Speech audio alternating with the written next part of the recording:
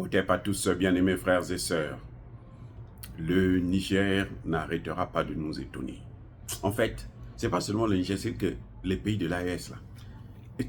Chaque jour qui passe, ils font quelque chose qui nous... C'est-à-dire que ça vous donne le cœur là. Vous êtes à l'aise.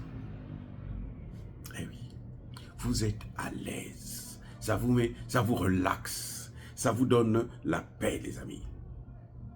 Chaque jour qui passe. Qu'est-ce que nous avons? Si ce n'est pas au Niger, c'est au Burkina, parfois au Mali, ou bien dans les 3 pays en même temps. Il n'y a que la joie. La joie d'être africain. C'est incroyable, c'est leader de ces 3 pays. Les amis, le Niger vient de réduire le prix du carburant. C'est passé de 638 francs CFA à 499 francs CFA.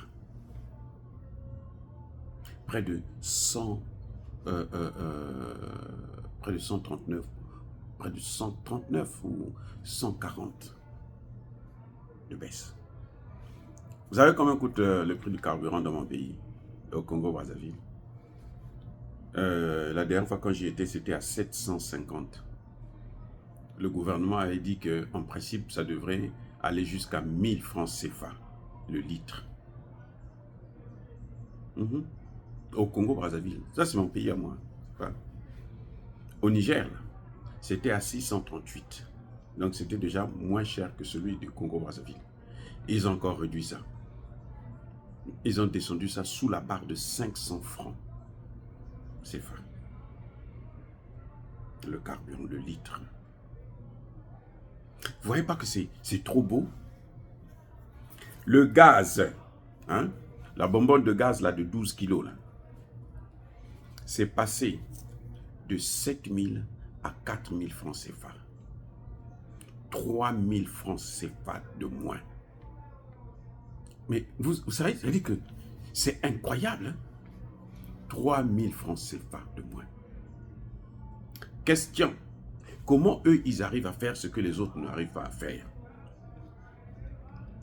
C'est parce que l'économie des autres pays dépend des investisseurs, dépend du Fonds monétaire international, dépend de la Banque mondiale, dépend du Club de Paris, dépend du Club de Londres.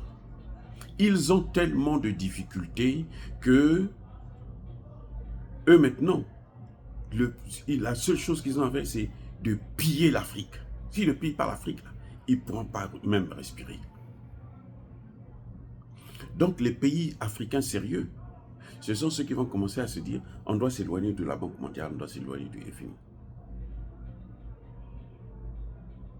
Ce que vous voyez avec Alassane Ouattara qui vient encore de signer le contrat avec la Banque mondiale, le FMI, c'est rien du tout. C'est de la poudre aux yeux. La situation, elle est calamiteuse en Côte d'Ivoire. Je répète, la situation est calamiteuse en Côte d'Ivoire. Pourquoi?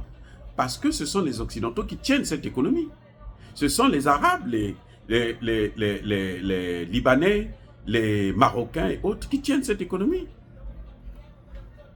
Et tout. Si vous avez une économie qui est dans les mains des étrangers, vous vous endettez. Et quand vous prenez des dettes, vous ne faites rien avec cet argent. Vous vous empochez, vous enrichissez. Comment pouvez-vous expliquer que vous trouvez des pays où on ne paye pas les salaires pendant des mois, les pensions c'est pendant des années, la bourse des étudiants c'est pendant des dizaines d'années. Vous avez quand même des ministres qui ont 10, 15 villas. Ils ont 3, 4, 5 villas à l'étranger. Qui voyagent tous les ans, ils s'en vont, ils se baladent et ils reviennent. Comment vous pouvez expliquer ce paradoxe? Vous ne pouvez pas avoir l'argent pour faire des projets, développer des projets dans votre vie, ce n'est pas possible. C'est ce que le Niger est en train de prouver, le Burkina Faso est en train de prouver. Vous les avez vus se balader quand ils veulent aller négocier. Ils sont des ministres, c'est pourquoi? C'est pour ça. Et les ministres viennent, ils rendent compte, et puis voilà. Et les ministres ne se déplacent pas, même les ministres là, leurs ministres ne se déplacent pas n'importe comment. Ils ne vont pas aller pour se balader dans des pays, non, non, non, non. Regardez bien le premier ministre du Niger, du Burkina ou du Mali, ou les autres ministres là, regardez bien quand ils se déplacent. Vous savez que quand ils se déplacent là, si ce n'est pas un intérêt politique, c'est un intérêt militaire. Et immédiat. Ils ne vont pas pour aller chez nous. Le Mali, l'or du Mali appartient maintenant aux Maliens. Le pétrole, le gaz du Niger, l'uranium du Niger appartient maintenant au Niger plutôt. L'or du Burkina Faso appartient au Burkina Faso. Vous voyez, c'est ça. Alors que dans les autres pays, là, tout a été privatisé. On fait venir les investisseurs. On a signé des contrats. Il y a des pays qui prennent même la terre. Ils disent, tenez, vous prenez la terre de votre pays, là. Vous appelez des autres gens pour venir faire, soi-disant, l'agriculture. Mais vous n'avez pas des gens qui peuvent travailler la terre en question. Regardez au Burkina Faso. Comment ils sont en train de faire travailler les gens de Burkina Faso. D'ici 5 ans, le Burkina Faso sera un grand producteur de tomates, de céréales, de maïs, de pommes, de ceci, mais de café, de cacao.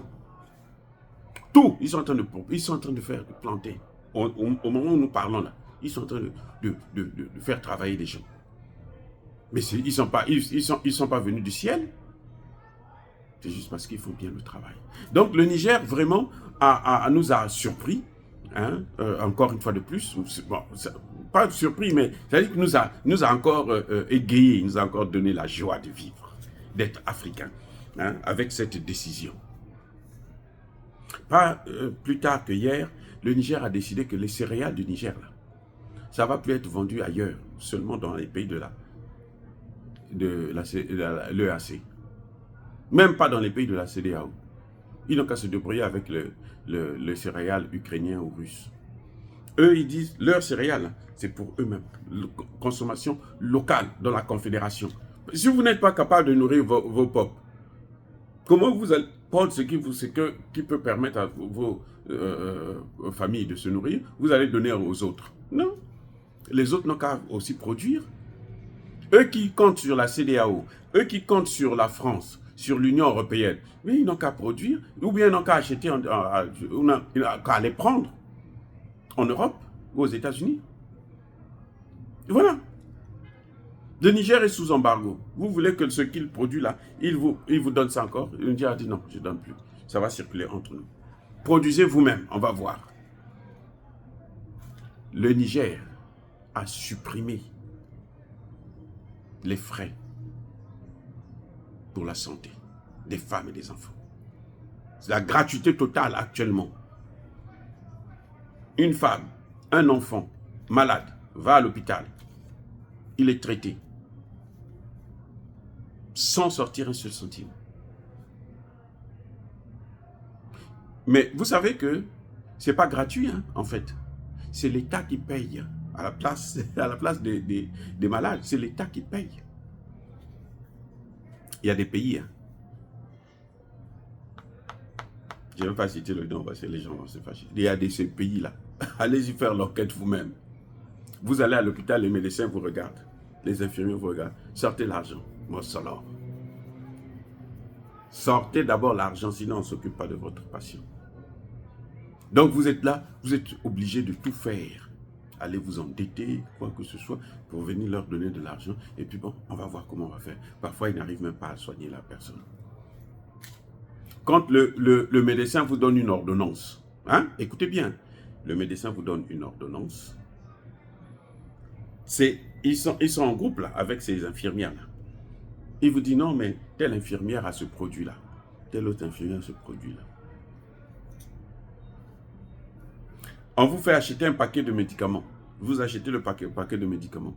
Votre patient, malheureusement, perd la vie. Vous savez ce qu'ils font? Ils prennent ces médicaments-là. Ils vont vendre ça à d'autres patients. C'est-à-dire que c'est d'une escroquerie, une méchanceté. Je ne sais pas. Bon, le serment d'Hippocrate, moi j'ai toujours dit, en fait, c'est le serment de l'hypocrisie parce que Hippocrate, là, lui-même, ce n'est pas lui qui a inventé la médecine.